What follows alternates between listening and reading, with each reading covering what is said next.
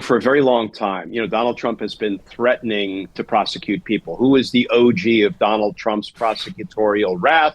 Hillary Clinton, lock her up, lock her up. And, for a decade, we heard that.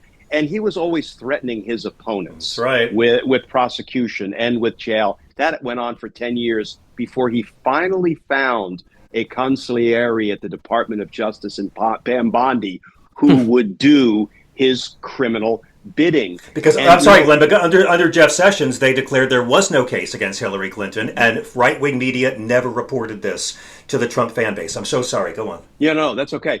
So a couple of years ago now, John, I started saying I'm looking forward to the first vindictive prosecution Donald Trump actually has his Department of Justice bring, because I have such faith in the judiciary that they will not stand for it. My words were, and this was a couple of years ago, I said it early and often, the judiciary will cram those vindictive prosecutions, figuratively speaking, down the throat of Donald Trump's dirty DOJ. And that is like a blind mouse bumps into a piece of cheese every now and then. That was a prediction I got right. And I do not believe for a minute that they will successfully resurrect these vindictive prosecutions against James Comey or Letitia James. And what has that done? It's exposed Donald Trump as the paper tiger he is. He can threaten prosecutions all day long, but he can't follow through. He will not successfully prosecute Jerome Powell. He's got his imbecile hack U.S. Attorney Janine Pirro, who can't indict a ham sandwich, no matter how many condiments she throws on it.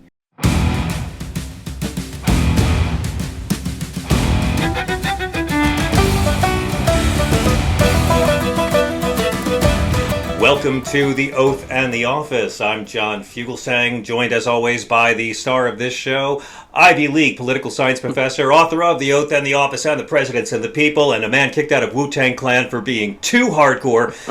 I give you Professor Corey Brettschneider. Corey, hello. Hello from L.A., where I'm taping today. Yes, I know you're out there, and thanks for that intro. They get better and more ridiculous every week, so I look forward to that. and we have an amazing show today. Of course, we're going to talk about how to fight back using impeachment.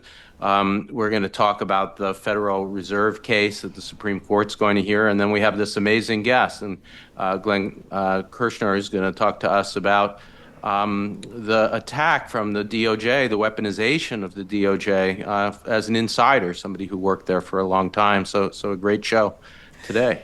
Terrific, and there's so much to get to. Hey, by the way, congratulations. No more fentanyl on tiny boats making its way to America. I mean, we've saved, what, like thousands and thousands of lives because there's no more drugs coming anymore. That's what Venezuela was all about, right? I understand now they're just talking about oil and that Trump's going to take the money from the oil and put it into an account over it. But it was about the fentanyl. I mean, the cocaine, not the fentanyl. I'm not sure. They kept changing the stories. And Greenland, you should get very used to the stories being changed. So it's been a crazy week, Professor. The DOJ is launching this insane prosecution of the Fed chair because he won't lower interest rates. They're still trying to fire Lisa Cook. Trump is threatening to send troops to arrest protesters in Minneapolis after Renee Good was killed by an immigration officer, and they are still covering that up, not allowing state law enforcement to investigate anything. Trump now says he will take a Greenland whether Denmark likes it or not, and he's sending bizarre letters to the leaders of Norway indicating he doesn't know how things work. He's threatening war with Iran, declaring himself acting president of Venezuela. The DOJ just searched the home of a Washington Post reporter, and Jeff Bezos has decided it's not worth commenting on. And a federal judge this week compared Trump to an authoritarian on free speech, saying that he seeks to exclude from participation everyone who doesn't agree with them. This was a Ronald Reagan appointee, and the White House has accused him of being a left-wing activist. And for the first time, a president did not acknowledge Martin Luther King's holiday until about 8:15 p.m. at night. After 40 years, every president has done it. They got shamed into doing it before it turned midnight. And, Trump flipped off a union worker in Michigan who was heckling him. So we have a lot to break down, Corey, and I want to begin it with Minnesota. A federal judge just barred, as you know, federal agents from arresting peaceful protesters or using non-lethal munitions and crowd control tools against them. This is U.S. District Judge Kate Menendez, and it's barring Homeland Security and ICE from using pepper spray or non-lethal munitions and prohibiting federal agents from stopping vehicles following them. Now the Democrats are openly discussing impeachment of Homeland Security spokesmodel Kristi Noem. Over 50, reportedly up to 70 House Democrats are supporting these articles. Obviously, this won't happen with the Republican control of the House right now, Right. but I want to ask a lot of questions about this because we tend to think of impeachment as something reserved for presidents and judges. But now, I mean, up to 80 Democrats could be supporting this. Constitutionally speaking, Professor, what does it mean to impeach a cabinet official, and why is this not some kind of like fringe or symbolic act here? Well, I think it's really restoring to a place something that has been in disuse that really needs to be used, and that's the power of impeachment, as you say. Not just as famously, of course, we've talked about impeachments of presidents. Donald Trump himself has been impeached, which is the formal procedure the House of Representatives uses to begin removing someone. The Senate majority is only needed in the House, and then 2/3 are needed in the Senate for removal. That's never succeeded when it comes to a president, but Donald Trump has been impeached without being removed twice.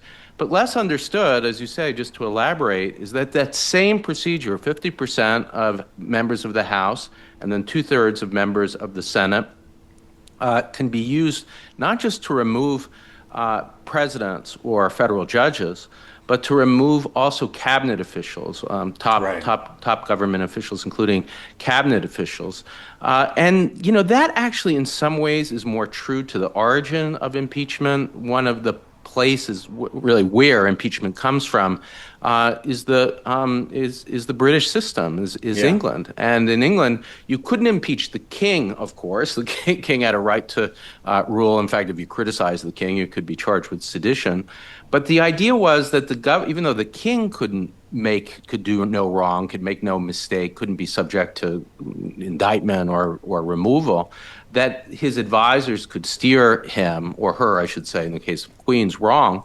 And that's where this main idea came of impeachment, of removal from office, because the idea was that the advisors to the king are charged with certain kinds of advice in the public interest. And if they fail, then remove them. So anyway, that's a long history lesson to get to the point that actually that's the original idea, that government isn't just the head of the government, it's also these other officials.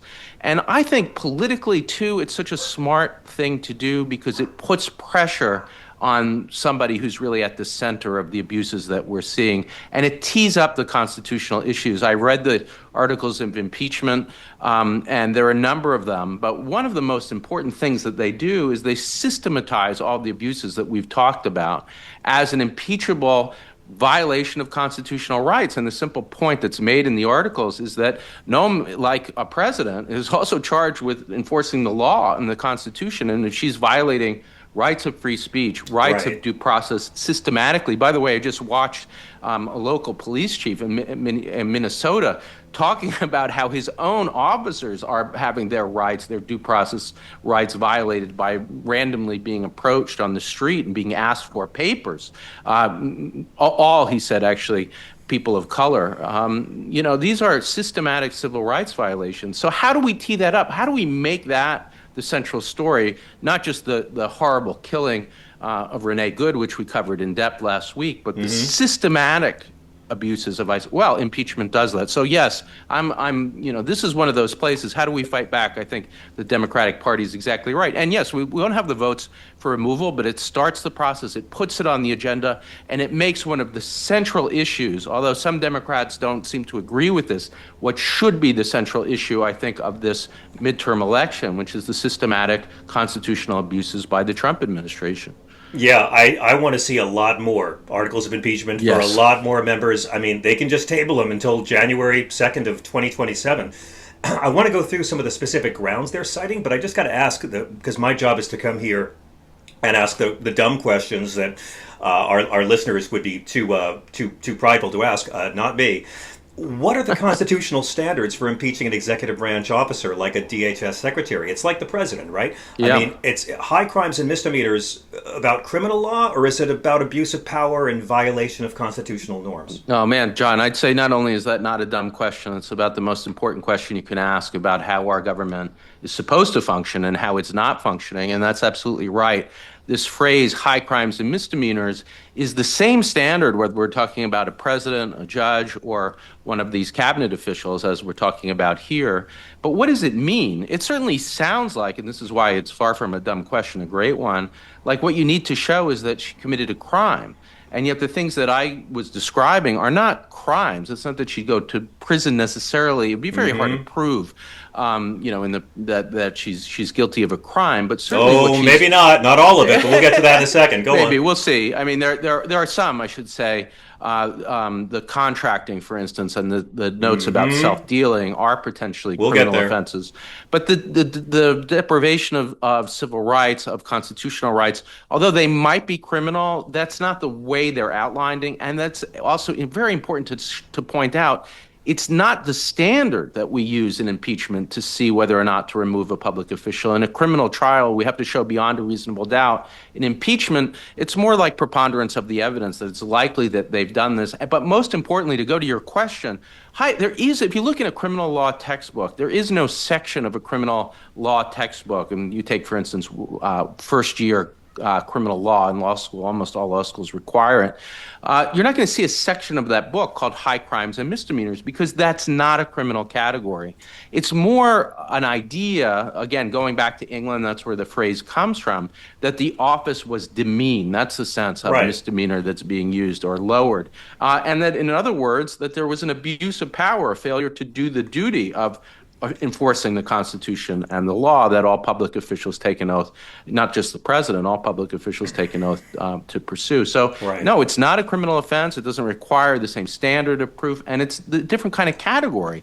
And if I were to pick one way to describe the abuse, it's systematic violations of civil rights of exactly the kind that we're seeing from ICE. I was actually accused of diminishing the office when I was hosting America's Funniest Home Videos for a couple of seasons. So I know that territory. You were the host of America's Funniest Home Videos. I was young and I needed the drug money. So, I mean, the most common grounds Democrats are whispering about, I mean, obviously that she interfered with lawful congressional oversight of DHS, especially ICE detention facilities. Like she's used policies like the 7-day notice before visits to deny or delay Congresspeople from getting into facilities where people are being held in cages. There's also, obstruction of Congress, violation of public trust and constitutional rights with these warrantless arrests, with this insane use of force, with the response and cover-up to the shooting, because there is not just a cover-up of child rape now. There's a cover-up of the killing of an American citizen done by this administration. Misuse of federal funds. You mentioned the self-dealing and the DHS contract awards. And then just, aggressive enforcement tactics. I mean, my question is, how does impeachment function as a tool when an agency like Homeland Security is really accused of systemic rights violations rather than just someone did one thing bad? Well, that was the idea at the founding, we're talking about the generalized violations of civil rights, but then you rightly point to a more specific part of the articles of impeachment, which are about blocking members of Congress from doing their constitutionally mandated role of oversight. Part of what Congress's job is not just to pass laws, but to actually see that those laws are being complied with. And how do they do that? They do that through oversight, through making sure that the law isn't being violated by cabinet officials, for instance. So what Noem is doing is she's blocking the most basic kind of oversight, being able to, for instance, have members of Congress access facilities. She's just refusing. So what the framers did, they were, flawed people in many ways. We have a flawed system. I'll always point out its flaws, its weaknesses. They underestimated the power of Congress, but they gave it some major powers to enforce that oversight function. And impeachment was the main way to protect its more generalized powers. Think about just how they laid this out. If you had a cabinet official that was refusing to allow oversight, well, then they can be, not just even if you didn't impeach the president, you could impeach them. And that's why they designed this, I would call it a dormant mechanism, because it just hasn't been used. Because both parties care so much. Both parties care about these norms. You're right. Well, I think the Republicans have not cared much about them. And that was another flaw in the framers' thinking. I think they thought, when you had a president or you had a cabinet official violating the norms of the Constitution, that they would really stand above partisanship. And they thought, they didn't envision political parties, certainly not like what we had now. They worried about the danger of faction, but we didn't have political parties at the time the Constitution was written. They developed during Washington's term. But, this is the flaw, that they thought, well, if there's a violation of the law, of the Constitution, people will the Congress will actually transform itself from a political body to something that's not a criminal one, but it is a kind of quasi-legal one. And let me just say how that happens. They take a new oath in impeachment, the Senate, to become a new body, looking only at the question of of not just legal violation, but violation of duty, of the oath of office, of abuse of power. By the way, our podcast is called The Oath and the Office. How do you ensure that the office is respected? It's through impeachment. That's what they thought. So, maybe they were naive in thinking that bipartisanship would be there, but, we got to use the mechanisms that they gave us at minimum, and this is a major one. Before we move on, because we have to talk about the FTC on fire, but I mean, how do you see this, Corey? Is this really about, I don't want to be too harsh on Kristi Noem, because she's brings lots of inspiration to many racist dog murderers. But I mean, is this really about her, or is this about a Democratic Congress reasserting their role as a check on this increasingly insane executive branch? Well, I should say more generally, there's a worry among some members of Congress, and we heard a little bit about it as we have had members on ourselves, which is that the midterm should really be about the economy. They should be about inflation. And let's not get mired in this impeachment stuff. And I think that's really a mistake. I agree with our guest, Raul Torres, that we have to think about how to combine thinking about the economy and thinking about the Constitution together. We can walk and chew gum at the same time. So I think it's just essential that members of Congress see the main story here is not, as Jim Carville said, it's the economy, stupid. No, it's the existence and fragility of our democracy. That's really what's at stake. And so to think that shouldn't be front and center is just a terrible mistake. And that's why with these, about 90 members of Congress, I think we're moving in exactly the right direction. It tees up the issues. By the way, Trump did lose an election after those two impeachments. Let's not forget that. And part of the mistake in thinking about impeachment is that because it failed in the formal sense of removing him, that it didn't work. No, I think it did get Americans talking about the constitutional threat that was Donald Trump. It did contribute to his loss in that election, and we've got to do that. We've got to learn from that again. He was impeached twice, both times for cheating in the same election. Once before the election, once after the election. Let's not forget.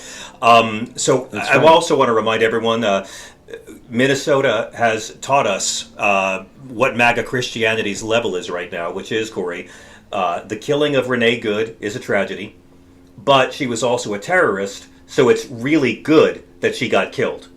That's the morality we're getting. I want to move it over to the FTC, because we talked last week about Donald Trump's power that he believes he has, that he can fire the Federal Reserve because Jerome Powell, who represents a board, he doesn't change interest rates on his own. A board has to vote on it, but Donald Trump doesn't understand this. He wants to fire the guy who won't cut interest rates for him. And this week, the Supreme Court's going to hear arguments that could expand his power to let him fire independent officials, including potentially the Federal Reserve chair. I mean, at first glance, this looks like an obscure FTC case. Why is this anything but obscure? There are two cases, I should say, that are relevant to what we're talking about.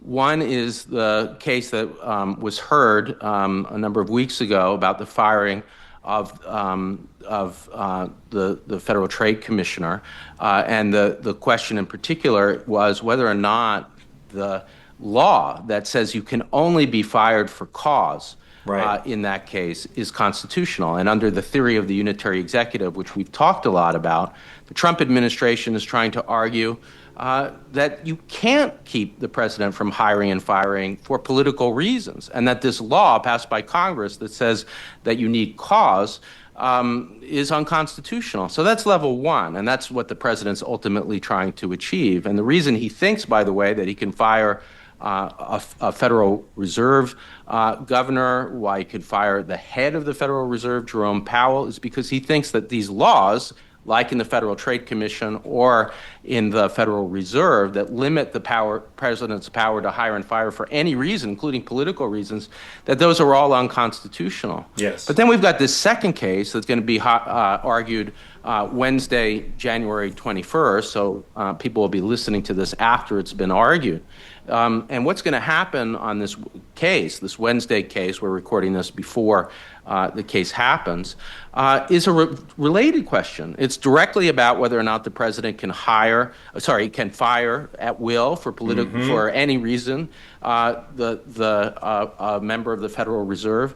But here he's saying he's got a reason that does fit with the law, that the law says you need cause or you need dereliction of duty, and that this Federal Reserve governor, Lisa Cook, has engaged in a kind of mortgage fraud, and that's the cause. Now, her response to this that is Lisa Cook, by the way. This is Lisa Cook, who is the first black woman to ever be confirmed as a member of the Federal Reserve's Board of Governors by Joe Biden. Go ahead. Exactly. And what she's saying is, well, first of all, I didn't do what you're accusing me of. But even if I did, this is an interesting part of the case, even if I did, sorry, that's not about my job. That's something that took place outside the course of my duties. In fact, it happened, I think, before she was on the Federal Reserve. And so, but you see the general theme, right? I mean, the nuances, I think, are important. Yes. That he wants to get rid of any constraint on political firing, but if he can't get rid of them, he wants to do an end run by pretending to find things like mortgage fraud to remove somebody. And she's saying, no, that's not what you're not saying I did a bad job. That's what this law requires. So we've got these two cases which are really about the same thing, the independence of the Federal Reserve and the Federal Trade Commission and the ability of the president or not to hire and to fire people based on political reasons. Sorry, that was a thicket of information. No, but it's important. It's important because the Fed, we have to remember, it's an independent agency. Unlike other agencies we know,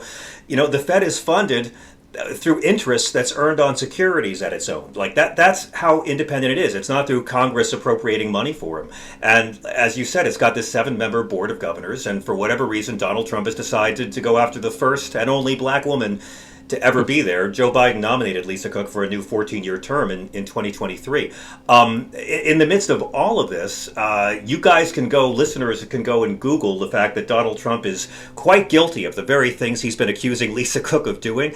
But Jerome Powell is really rallying members of Congress to defend the Fed's independence, which is something that Fed chairs in my lifetime have always avoided. What does that tell you, Professor, that Powell feels he has no choice? Yeah, I think that it's such an interesting dynamic. We've got the legal case, and I'm not sure how either of these cases are going to come out. I think there's a very good chance, actually, that they're going to get rid of these requirements of independence, at least in the Federal Trade Commission case. I should say, too, that part of the argument for independence is Congress. That, it's the same theme that we were talking about before. Congress has to find ways of asserting its authority and defending itself and its laws against a president who would destroy them. And one of the main ways it does that is the creation of these independent agencies, which includes both the Federal Trade Commission and, as you said, the Federal Reserve. So, traditionally, courts were the answer. How are we going to fight? We'll fight in court. You can't do that. That's the simple answer. And that's what I would have said, when Trump was running the first time in 2016 and these issues first arose about can he fire the head of the Federal Reserve. But what do you do if courts aren't there for you? Wow, Jerome Powell is answering that. He's politically savvy enough that he's been courting members of Congress. He has allies. And far from the tradition of complete independence in the sense of not speaking out against the president, certainly, just doing the job, he knows that won't work. So he's slamming Trump. He's slamming the attack on him. Of course, one thing that we can ask Glenn Kirschner about is that now the Department of Justice is being used to investigate him, and we've talked about this too, the supposed fraud that he's engaged in construction. Complete BS, of course. So he's fighting back, I think realizing the courts aren't necessarily going to be the place for vindication. And in the same way, to tie the themes together, that impeachment is a way of Congress protecting itself, Powell is, in the most direct way, speaking out, using his own voice, his own status to slam this attack on Well, it's not just an attack on the rule of law or an attack on independent agencies. It is an attack on democracy. So before we get to the break, I want to quickly hit on Greenland because this story's not going away, and I wish it will, with the acknowledgement that Donald Trump is never going to actually invade Greenland. But let's talk about this trifling fool, because the tariff case might be decided this week by the Supreme Court. And suddenly the tariff case intersects with Donald Trump's threat to tariff people who block his takeover of Greenland, which he will never commit troops to do. This is getting messier and messier. People already know Trump wrote a deeply insane letter to the head of president of Norway, who he seems to believe is on the Nobel Committee, who he seems to believe has something to do with Greenland. And then Trump admits in a private phone call that his whole tariff blow up on the European countries might be because he was just given bad information about European troop deployments to Greenland. So, I mean, this is getting crazy. Constitutionally, how dangerous is this convergence that right when he's flirting with sending troops to invade another country that hasn't attacked us to take away their resources? By the way, you hear much about the drugs out of Venezuela anymore? It's just the oil. Greenland is not about anything but just stealing what's under their ground. I mean, how scary is this? And what are the limits constitutionally on a president using tariffs, not for trade policy, but again, to punish other countries for diplomatic resistance to his illegal trifling ways?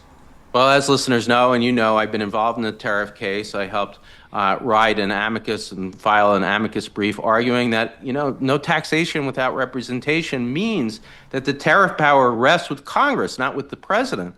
Now, why is that such a fundamental principle that Congress decides whether it's not that tariffs are unconstitutional, it just has to be deliberated on.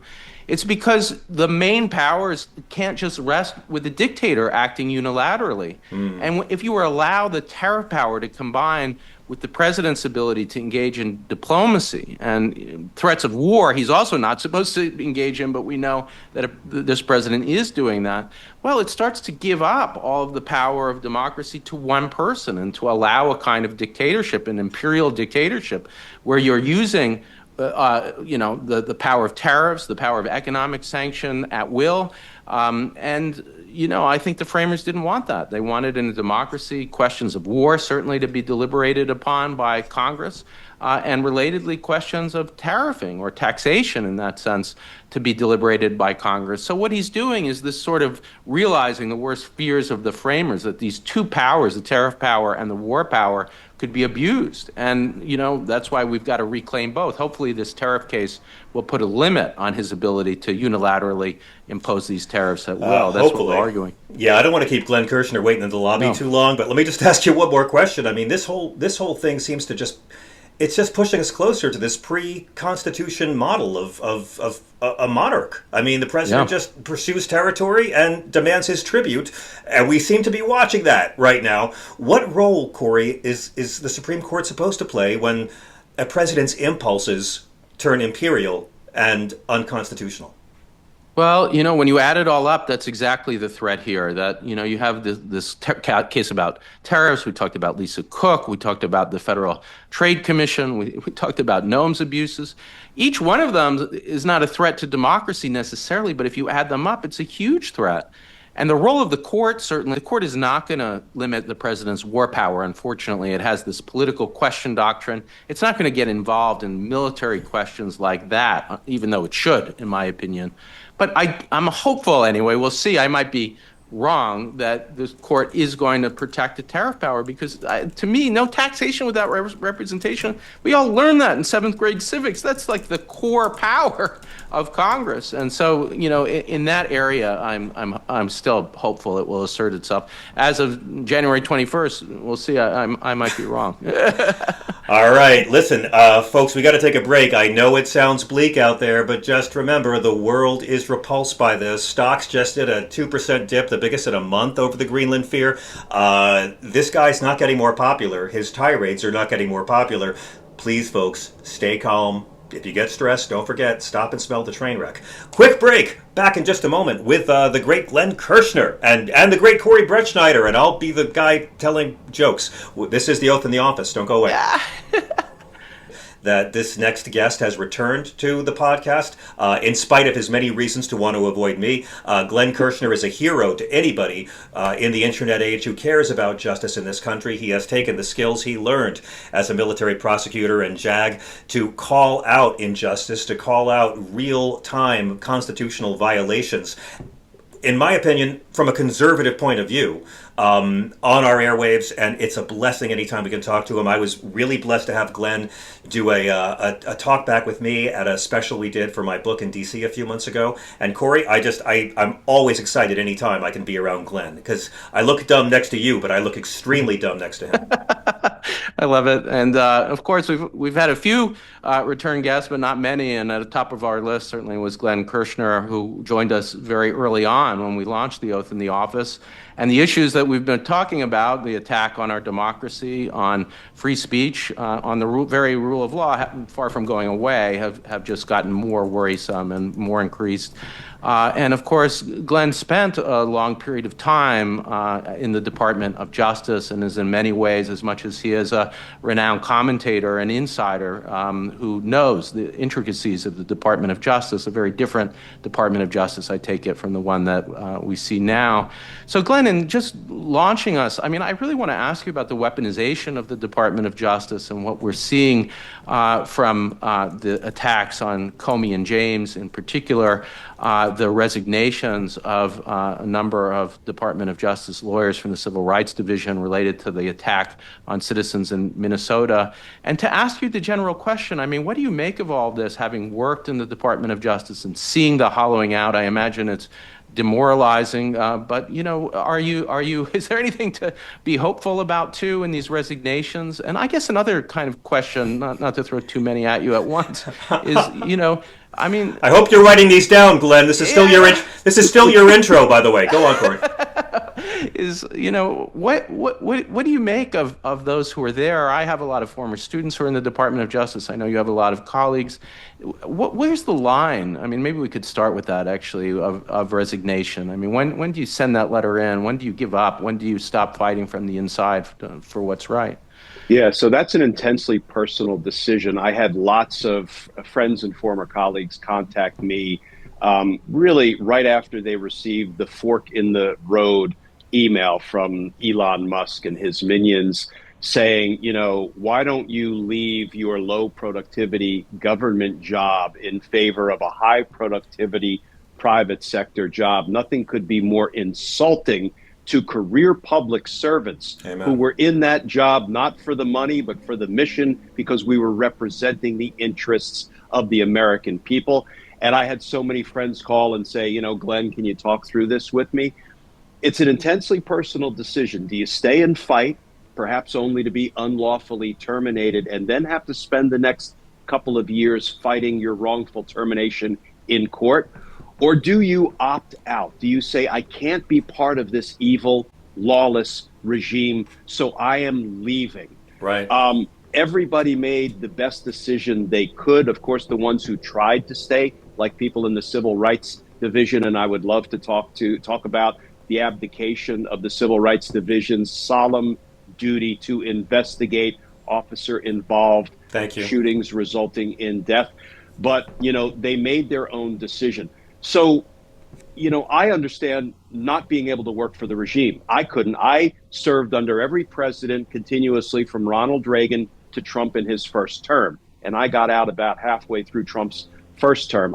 Don't think I could have served in Trump's second term at the Department of Justice. So there are a couple of things. One, the hollowing out of DOJ is not so much a brain drain, but an ethics drain. And that presents real problems because you have these flunky lawyers who apparently, have no concern for their license to practice law because they're going into federal courts and they're doing Pam Bondi and Donald Trump's dirty bidding. And the federal judges are calling them out and saying you're making misrepresentations. Do you gentlemen know that once a federal judge says that, you are automatically going to be referred to your state bar counsel for an ethics investigation, and it could result in sanctions up to and including disbarment. So in normal times. But remember, every attorney who is a federal prosecutor holds a state law license. There's no such thing That's as a right. federal law license. So they will all end up being referred to bar counsel in their states. And generally, the state bar counsel are independent of the federal government and of Donald Trump. And they have a real interest in policing the ethics of the attorneys that are admitted to practice in their state. So that's how Giuliani ended up being disbarred in both jurisdictions where he held law licenses, and Kenneth Chesbrough and what's the John Eastman and Jeffrey Clark and all of these people. So, that is coming for today's batch of dirty DOJ lawyers. But the other thing is there are about 110 to 115,000 employees at the Department of Justice. They've managed to dislodge, or folks have self-selected, about 20,000, 25,000. There are still great career public servants who are hunkered down, Absolutely, trying to do the work of the American people. And I hope that will make the rebuilding mission, when the rule of law comes back into the light of day, not easy, but at least possible. What do you think, Glenn, just following up on that point about disbarment, which I think is so important as we start to think about what the incentives and disincentives of doing evil are? And certainly a lot of the people, including those that we've been focused on, the Department of Justice, I believe are well-intentioned, are career prosecutors. Many of them want to do the job. These heroes who resign, the 5 in regard to Minnesota, exemplify that. We've seen others refusing to do the bidding of this administration. But, Trump has figured out, and Pam Bondi has figured out, and Pam Bondi herself is an example, that, that if you really want people to do your bidding, look for people who care about loyalty and are loyal over the rule of law and caring about the rule of law. So that's what I guess I wanted to ask as a follow-up question about the disbarment. I mean, is it that there's just a lack of awareness by Pam Bondi or by some of her, let's call them cronies, that they might face that in the end for doing things like attacking the president's political opponents in court? What's going on? Can you think your way into those who are less moral than the ones that we want to focus on? And what's I think power and proximity to power is intoxicating. Yes. Maybe some of these people had some moral center, but they've lost their way. Maybe they never had their moral center. I will say, over my 30 years as a prosecutor, I prosecuted a lot of folk who were just kind of bad to the core and ended up living a life of crime. I think some of these people are so drunk with the proximity to power, and they feel bulletproof in the moment. Why? Because Donald Trump has that pardon power that the Supreme Court has said is a core constitutional function that nobody can question. And I think the Pam Bondis of the world fully expect to be delivered a pardon on Donald Trump's last day in office, such that all of the crimes, and I do believe that they are violating federal law and violating the constitutional rights, for example, of the people of Minnesota at the moment. I think they believe they're going to get away with it. So they're willing to do things that they otherwise might not have been willing to do, because they know they're going to get that pardon. They may already have the pre-printed pardon in their, bottom desk drawer ready to go. So let me ask you about that, Glenn, because this is not the DOJ to me. It seems like it's the Department of Presidential Protection and Retribution.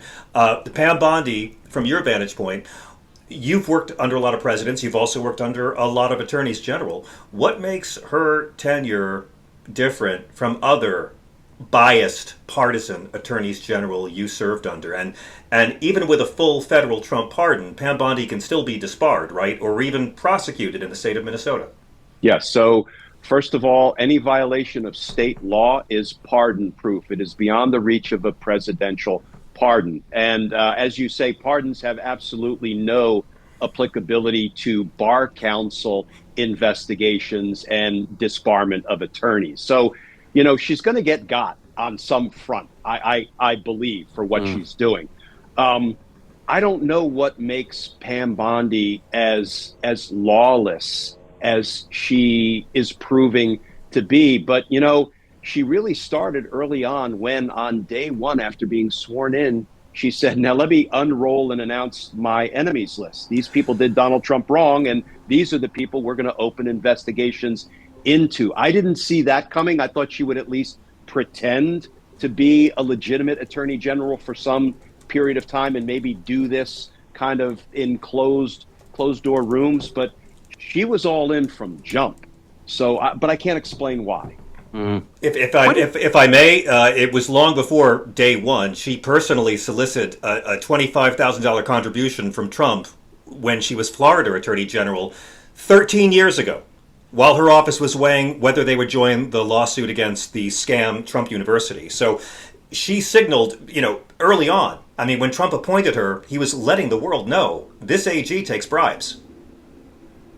And unfortunately, John, none of the Republican members of Congress really cared to perform their duty in confirmation hearings to make sure that we were only getting good quality, honorable, ethical people in Donald Trump's cabinet. So, we have an entire political party that, for whatever reason, is willing to give away our republic. And they are proving that day after day as Donald Trump begins to ratchet up the dangerousness, the abuse of office, the abuse of military power. And yet we've got a Republican Party lying dormant in Congress.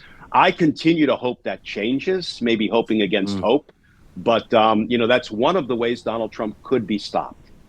Yes. What do you think, Glenn, pivoting to the prosecutions of James and Comey and generally the president's desire for revenge and retribution? One argument is regardless of what happens, there's already damage done. There's a chilling effect that comes from seeing these indictments in the first place, regardless of whether they get through. But in a normal Justice Department, we never would have been at this point. We would have had the Attorney General say to the president, "That's not how this works." The Department of Justice is technically within the executive branch, but it's independent, and you can't use it. It's not the president's personal retribution force. It's meant to be independent, devoted to the rule of law. We're past that because of the back and forth that you just had with Bondi. She did go along with this. He did get, at least at one point, indictments in these two cases. Now, there's been pushback, and we have the judiciary itself and its independence. But I'm wondering, in these cases, do you think that we might actually see the prosecution, successful prosecution even of some of these opponents, or do you still have faith that the independence of the judiciary or other checks, including those that are remaining within the Department of Justice, might hold? So for a very long time, Donald Trump has been threatening to prosecute people. Who is the OG of Donald Trump's prosecutorial wrath? Hillary Clinton, lock her up, lock her up. And, for a decade, we heard that. And he was always threatening his opponents with prosecution and with jail. That went on for 10 years before he finally found a consigliere at the Department of Justice in Pam Bondi who would do his criminal bidding. Because I'm sorry, Glenn, but under Jeff Sessions, they declared there was no case against Hillary Clinton, and right-wing media never reported this to the Trump fan base. I'm so sorry. Go on. Yeah, no, that's okay.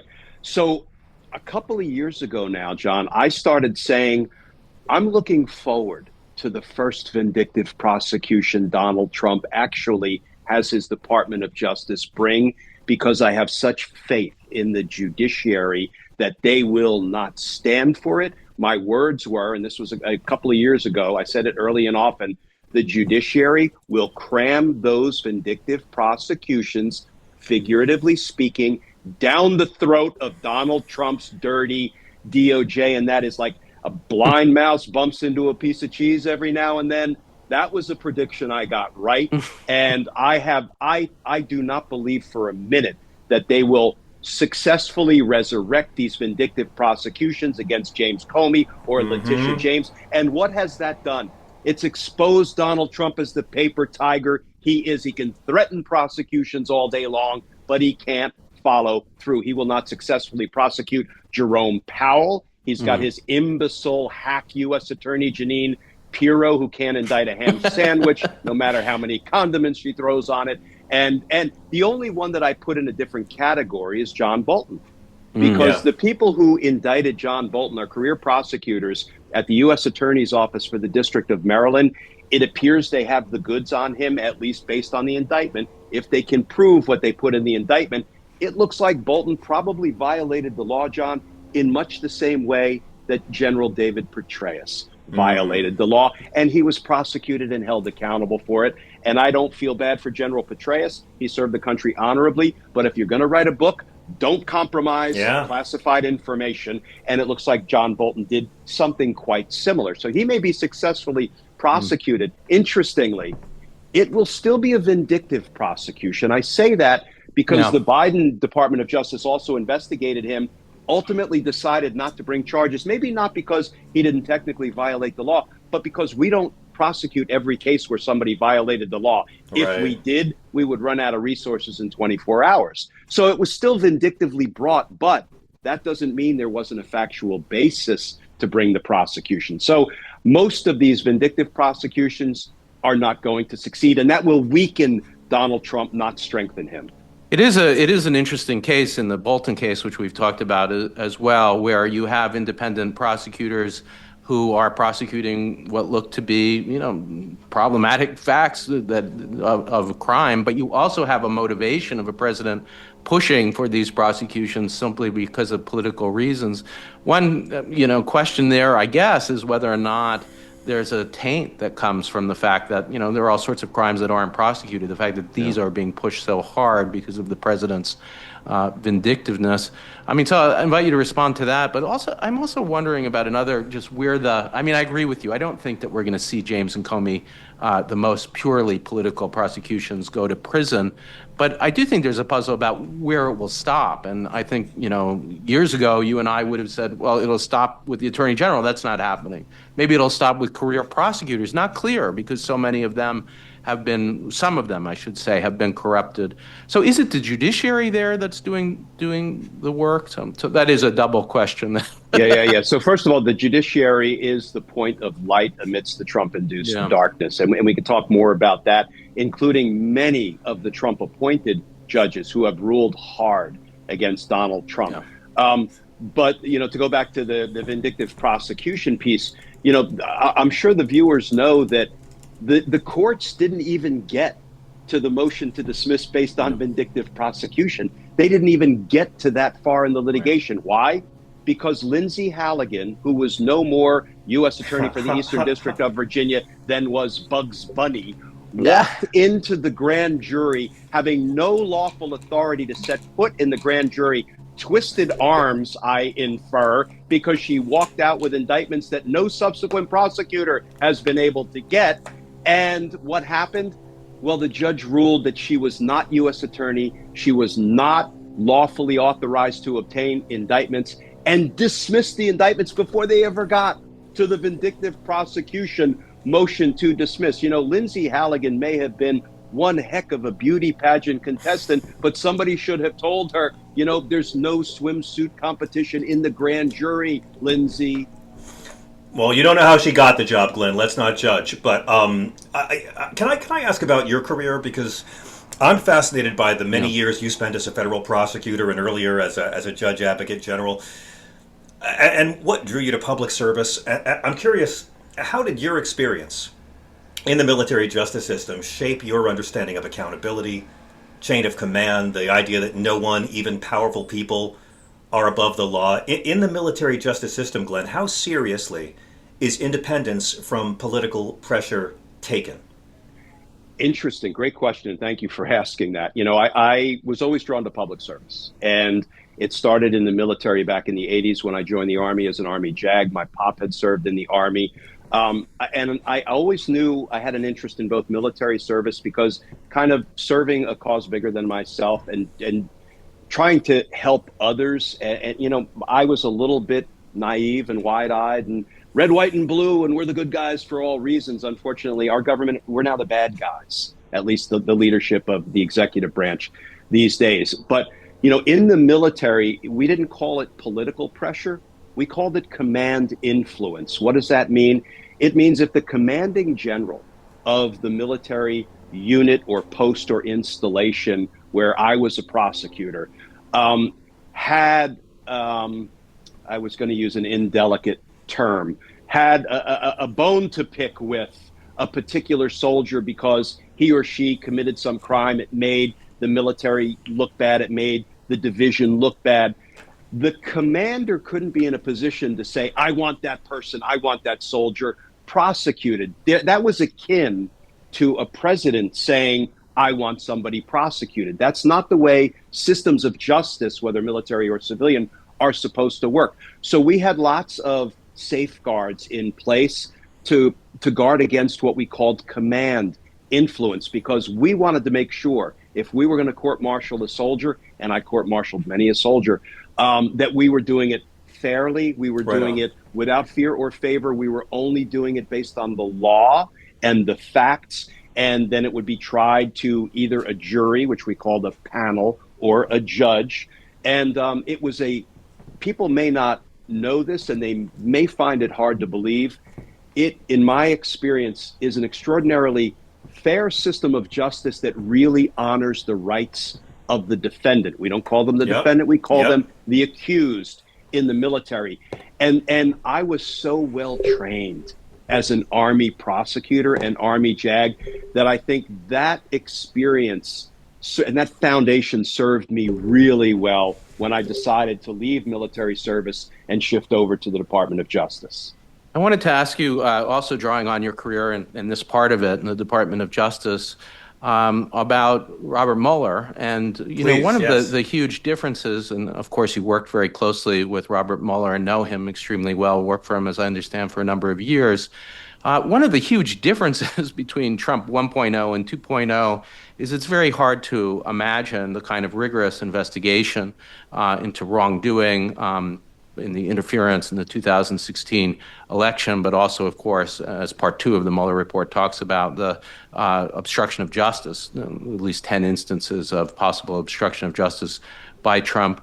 Even the fathoming within Pam Bondi's department, that kind of investigation happening, so it's kind of hard to imagine. You see the difference, I think, between the hollowing out of the Department of Justice now and the more robust Department of Justice then. But I still want to ask you a main question that I think is still on a lot of our listeners' minds, which is, what happened with Robert Mueller? So many people, there were T-shirts and just hope that there would be an indictment, that there would be justice served for the wrongdoing by Trump. 10 instances of criminal obstruction that looked like enough for prosecution, and so many of us were hoping for that. So what was it in his mind? Of course, he testified before Congress, but that didn't, I think, go as well as he might have hoped. I mean, what was in his mind? Why wasn't there an indictment? Was there a worry about the Department of Justice and immunity, a thought that really impeachment was the right way to handle this issue?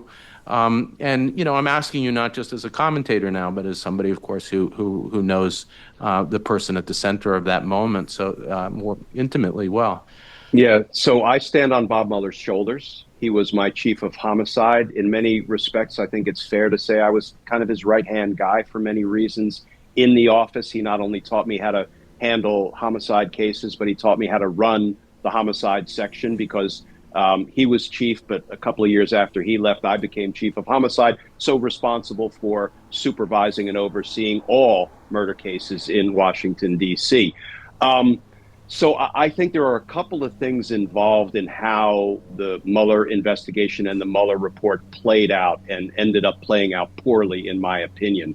But first, I want to start with, I think Bob Mueller was such an old school guy. I mean, he was a war hero, dragging injured soldiers out of enemy fire. I mean, he was the best, and I've said this before, the single best supervisor I ever had the honor of serving under.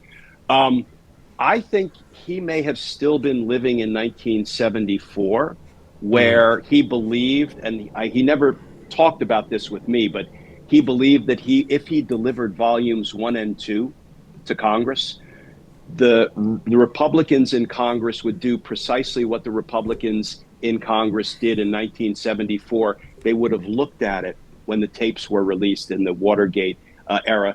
They would have marched on the Oval Office. They would have said, Mr. President, you're done. Your own party will impeach you and remove you. And I think he was living in that time when he believed there was still honor in Congress and in the Republican Party, and he was a Republican, right? That was a miscalculation. I don't think any of us knew that the Republican Party would walk away from not only their own constituents, but American democracy the way they have. I don't think we could have even envisioned that back then. I think that's part of what Bob Mueller was thinking. But here's the second thing. Because DOJ has an Office of Legal Counsel memo, with which I disagree, that says you can't prosecute a sitting criminal president. I can't think of anything better than prosecuting a sitting criminal president, rather than let a criminal president run roughshod over the American people for 4 years. But that's just me. So because he could not be prosecuted as of the time Bob Mueller delivered his report to Congress, the next logical step is he gets prosecuted the minute he leaves office. Yes. And that he couldn't have fathomed exactly job to do. And he didn't do it. I would have walked in. I would have walked into the federal judge's chambers on day one, and I would have sought, arrest warrants, or I would have already had indictments in hand for Donald Trump for the crimes he had committed, and I would have doubled down for the January 6th crimes we saw him commit with our own damn eyes, and he would have been held accountable criminally on both of those fronts. That's what should have happened if we wanted to deter tomorrow's dictator, but we didn't. So look at what we've got. Corey, this is why I'm going to run for president, just to make Glenn Kirschner my attorney general. I'm sorry, but can I just defend Robert Mueller for 1 second here? It's not popular, I know. And I'll always say, Mueller's team hired a money laundering guy, and then they didn't follow that lead. And if they had gone deep on Donald Trump's history and money laundering, I think a lot would be different right now. But I do want to say, in Mueller's defense, he handed congressional Democrats 10 gift-wrapped counts of obstruction of justice that no one's ever bothered on the Republican side to try to refute because they're irrefutable. There's 10 instances that Mueller gave Congress of Trump breaking the law, obstructing justice. And when the Democrats decided to impeach him over cheating by blackmailing Zelensky, what was it, 2 charges? They could have made it 12, but it was the Democrats, once they had the majority, who chose to leave Robert Mueller's gift and never use it. So as much as it's in vogue to say he didn't do what he was sent to do, the Democrats didn't do what he gave them the fuel to do. Yeah, it was both a sort of hope in bipartisanship of a kind, actually, that the framers believed in, too. And that, as you said, Glenn, that we saw during Watergate, that if a president committed crimes, that people would rise above party and they would, dig in. And not only did we not see that, but as John says on so much of the report really outlining the crimes, and my memory of part 2 of the Mueller report is that but for those DOJ memos that you mentioned, talking about non-indictability of a sitting president, there would have been an indictment. In other words, yes, there was enough to indict. And yet even the Democrats, that's such a good point, did not dig in there. I take it, Glenn, just as a follow-up, that you blame Merrick Garland, that all of this still did tee up, because Garland did have the hindsight of seeing the failure of impeachment, and there hadn't yet been a case saying that there was immunity for a former president. And arguably, some of that immunity might have been gotten around, too. So is that right? Do you think that Garland really is to blame here for having seen Mueller's, well-intentioned way of doing things not work out?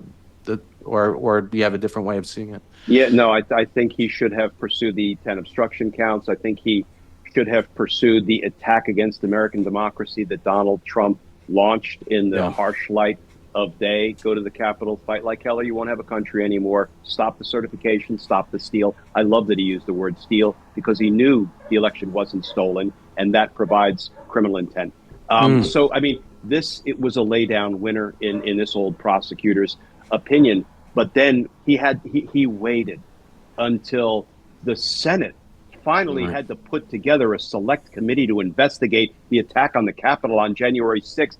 My friend Tim Heaphy, the chief investigative counsel, had to put together what was essentially a RICO investigation, as a congressional inquiry, and then present it to the American people before Merrick Garland said, wait a minute, I guess we need to look into those crimes too. That is the exact opposite of how prosecutors typically do business. We don't want congressional committees touching a damn thing until we can first investigate those crimes.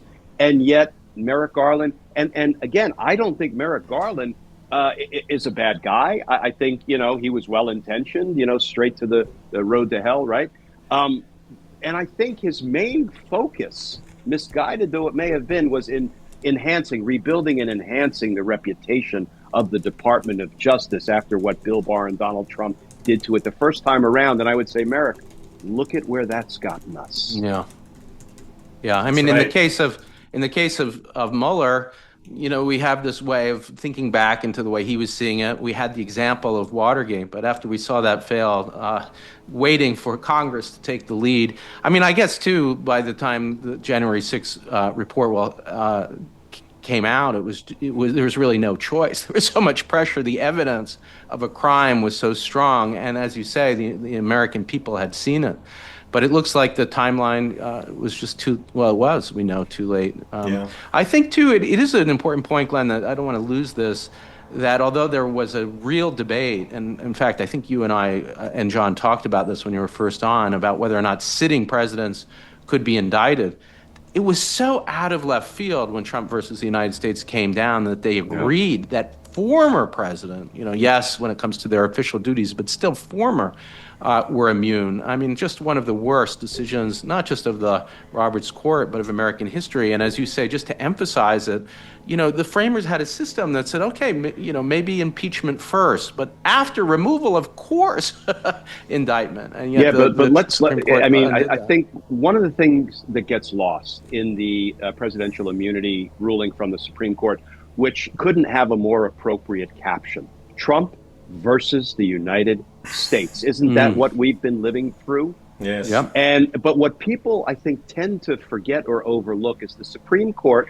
Yes, they, ruled contrary to the express terms of the Constitution, like the take care clause to faithfully execute the laws of the nation, kind of the opposite of you could violate all the laws of the nation and victimize the American people and never be prosecuted. Immunity from prosecution. Forever. So it's a laughably unconstitutional decision. As Yale law professor Akhil Reed Amar said, they ruled that the Constitution is unconstitutional, and you can't do that. But here's the thing: when that opinion came down, it announced that there were three categories of conduct, and the core constitutional function, like directing the military, absolute immunity, but official governmental acts, official acts of a president, presumptive immunity, but prosecutors can rebut the presumption and you can go to trial. And then private acts, like of a candidate trying to unlawfully retain the power of the presidency, no immunity for you. And where were we when Donald Trump won re-election? We were in the process of litigating that issue in front of Judge Tanya Chutkan, how the presidential immunity case applied to the 4 felony charges that remained in the indictment. She would have ruled, I predict, no immunity for those 4 crimes. Let's go to trial. Where were we in the 11th Circuit Court of Appeals with the classified documents case? The government had appealed it. Judge Aileen Cannon's dismissal would have been overturned. It would have been remanded to the trial court for a trial on the classified documents crimes. That's where we were. And guess what? We're still frozen in time right there. Those cases are not dead. I'm not saying they're necessarily going to be successfully rebrought, but if we care about keeping our republic, they have to be. Yes, if Trump lives, there is a question about whether or not he can still be prosecuted. And on my view, and it sounds like yours too, Glenn, trying to subvert an election, far from an official duty. Correct. It's the definition of acting in your private rather than in the public interest. And generally, the category of a crime that is also an official duty is a hard concept to get around. It's one of the problems with the decision, but it's certainly a narrow category, and I would think that the things Trump is accused of. Two, we had Senator Whitehouse and spoke with him about possible legislation, short of an amendment that might so narrow the meaning of what an official duty is that these crimes might still be prosecuted. So yeah, I mean, we're always looking for hope, and that's really a great one to offer some. Glenn, it's such an honor to have you join us again. I just want to ask you one question in parting, and thank you for being so generous with your time and wisdom. We've seen waves of resignations by prosecutors and DOJ officials, and I know it takes a lot emotionally and professionally to walk away from a career you believed in and gave years to. For those who are still inside the DOJ, what forms of resistance are even possible now, if any? Yeah, it's a great question. question, John. And the way to resist from the inside is to continue to represent the American people in every case assignment you're given, and remain loyal to your oath, and that is to support and defend the Constitution against all enemies, foreign and most importantly these days domestic, and do not do the bidding of Donald Trump or the dirty Trump administration. And if you suffer the fate of a wrongful termination, there is no shame in that. That's Just right. keep doing the work of the American people. And, if you feel the need to get out, you save yourself, you get out, but then you fight from the outside. And the most important way to fight from the outside, John, and I urge my colleagues who left DOJ to do this every day, is speak out about what you saw on the inside. Amen. Because that will help bring this corrupt regime down. Boom. Great. Boom. Oh, Mr. Kirschner, you always make me feel better about this whole Michigas. Thank you so much. Thank you so much, Glenn, for joining us. Thanks for having me, guys. Appreciate it. You've been a great return guest, and of course, what that will get you is another invitation to be a third timer. Come back. Always happy. We're really proud to give you our returning guest award, which Donald Trump will now demand you give him to prove he's done the show twice. So thank you, the sir. Trophy drop-off center is right there at the White House. Yeah, Exactly right. Love it. What a pleasure, Thank Glenn. you, Glenn. Thank you so much. We'll Thanks, be right guys. back in just a moment. This is The Oath in the Office. Welcome back to The Oath in the Office. I'm John Fugelsang. Professor Brettschneider, it's so good to be with you, and I want to thank Glenn Kirschner. I also want to point out that this week was Martin Luther King Jr.'s holiday, a day when we ignore most of his great activism on behalf of anti-militarism and for civil rights and for labor, and focus on one line from one speech. But I wanted to ask you, while I have you here, and again, Donald Trump became the first president to almost not mention it for 40 years. Ever since Ronald Reagan was forced to sign it into law because there was a veto-proof majority, he did not want to do it. But ever since then, every president has marked Dr. King's holiday. I love his holiday. I can't believe it exists. I think it's more important than ever now that the civil rights pioneers are starting to die off and young people have no real tether to this period of our history. But I'm curious, what did we quote him as a moral figure, as a religious figure, but you have written, especially in The Presidents of the People, about his evolution into a sophisticated constitutional thinker. Early on, he framed justice in very Christian natural law terms, and over time, he really came to see the Constitution itself as a moral document worth reclaiming. How did that transformation happen? Yeah, it was a privilege to spend a lot of time with King's original materials and to tell the story of King's constitutional thinking, because we often think of him as a civil rights leader, a political leader, and of course as a minister. But I think less understood is how much he did for the Constitution. And what our podcast is about is citizens reclaiming the Constitution. And what I talk about in The Presidents and the People is the way that after the white nationalism of Woodrow Wilson and the legacy of segregation throughout the country, including in the federal government, that he played an instrumental role in recovering a very different, to my mind, actually closer to the original meaning of the 14th Amendment Equal Protection Clause. But that was slow in the making. He was originally really a theologian. I've talked about actually my wife's grandfather, who he collaborated with on Christian ethics, and that was his background. He was writing really about theology. And he gets a letter after a debate in about 1960 from a student, actually, who's in his 20s, named Hereford. And I have the actual correspondence between them that says, look, in some ways what you're saying is too intellectual, and it doesn't speak a common language. And he's urging him to find a common language. And what King writes, and I have the written correspondence in his own hand, is anti-tyranny.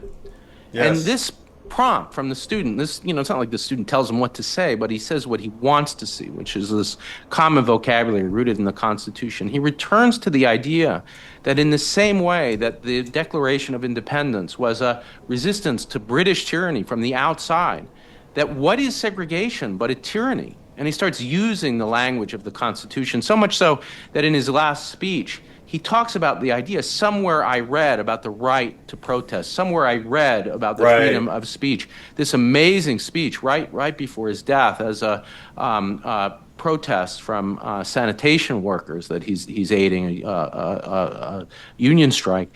And, that to me really speaks to the idea of reclaiming the Constitution, and that the Constitution isn't just what the courts say. It's a common vocabulary that all of us can reclaim for ourselves. And that's really what I love about doing this podcast, John, that yes, the Supreme Court, as you heard Glenn Kirschner say, says that a president is immune from crimes, the opposite of what the Constitution actually says. Or in the Federal Trade Commission case, that they might uphold the right of a president to hire and fire even for political reasons, fire for political reasons. That doesn't mean that that's really the meaning of the Constitution. And if we want to find heroes, there is no better hero of reclaiming the Constitution as an anti-tyranny principle, resistance to segregation and white nationalism than Martin Luther King Jr. So there's so much to celebrate, but that's in particular what I'm focused on, and I think what's directly relevant to the moment. I agree. His whole dealings with LBJ, and you document this so beautifully in the Presidents and the People. I mean, there really is a shift. He went from saying segregation is morally sinful to saying it's unconstitutional. I mean, I guess being arrested and going to jail that many times would turn you into a bit of a strategist. And it's amazing to watch his evolution as he learns about power and law and leverage. It was a side of him that God, I wish I could have my dad read this chapter. It's great. What do you think he would say? I'll say too, John, that for your book, which has had now a real cultural impact, that it's such resonance between the way that he does things, because he does talk about Christianity, of course, and about the Bible. He never abandons that, and natural law, but he's always doing it hand in hand with the Constitution. If you think of what we're up to here, that is what we're up to. We're very much in his footsteps. So let me ask you my $1 million question. What do you think Dr. King would say today about politicians who, my favorite subject, who invoke Christianity to undermine constitutional equality? Well, I think that he would certainly agree that that's a fake Christianity, because what he saw Christianity as a message of anti-tyranny, a message of equal protection, and the love in the Constitution as compatible not with tyranny, but as the opposite. And yet, what I love about him, and so much of your book has spoken to non-believers and people who aren't in the tradition of Christianity. And that's what he was really trying to do with this constitutional language, to speak the language of Christianity. He was a minister after all, but also to broaden it out. And his language of broadening it out was to talk about the 14th Amendment, about equal protection, and in that last speech in particular about the First Amendment, the right to protest. And, was there a better exemplar of our constitutional tradition of reclaiming it? The only rival is Frederick Douglass, but I put them in the pantheon, certainly the two of them. I do think, Corey, and one of the things I've learned from doing this with you, if Dr. King were alive today, I think that he would see the Constitution as we do, both as fragile and as a tool still capable of saving democracy. That juggling act is always there. It is so perilous, and yet it is such a strong tool if we're willing to fight for it. And I want to thank you so much, Professor. We crammed a lot into the show today. All that and Glenn Kirschner, too. Everyone, please write to us, Corey. What do you want to tell the folks, and how can our listeners keep up with you and your good deeds, Corey, the other 6 days of the week? We're collecting questions. If you want to send them, corey.brettschneider@gmail.com. Of course, subscribe. If you're listening to us on Apple, leave us a review, or Spotify, or wherever you get your podcasts. We're very close to 500. You might be the 500th reviewer if you jump on it quick for Apple. Tell a friend, send it to somebody. We are growing so fast, and there's so much interest in it, and that's due to the listeners, really, who are such a part of this community, this collective community of reclaiming our Constitution, as we just talked about. I do want to thank our listeners as well, and remind everyone that I host the primetime programming on SiriusXM's Progress Channel every night, 9 to midnight on the East Coast, 6 to 9 on the West Coast. If you don't have SiriusXM, we're the John Fugelsang podcast. That's a free show every day. That's the highlights of last night's show. So you can hear Corey there one day a week as well. My book is called Separation of Church and Hate, A Sane Person's Guide to Taking Back the Bible from Fundamentalist, Fascists, and Flock Fleecing Frauds. We just went back on the New York Times bestseller list last week. Professor Brettschneider and into Amazon's top 10. So thank you to everybody out there who's done John. that. Thank you, Professor. And I can't wait till next week and to see how much insane malfeasance I stress out about, and then you, Corey, can talk me off a ledge for. My therapist thanks you for all you're doing for me and my nervous system. I want to thank Wendy and Beowulf and everyone who puts the show together. And most of all, I want to thank you, the listeners, for joining us every week on The Oath and The Office.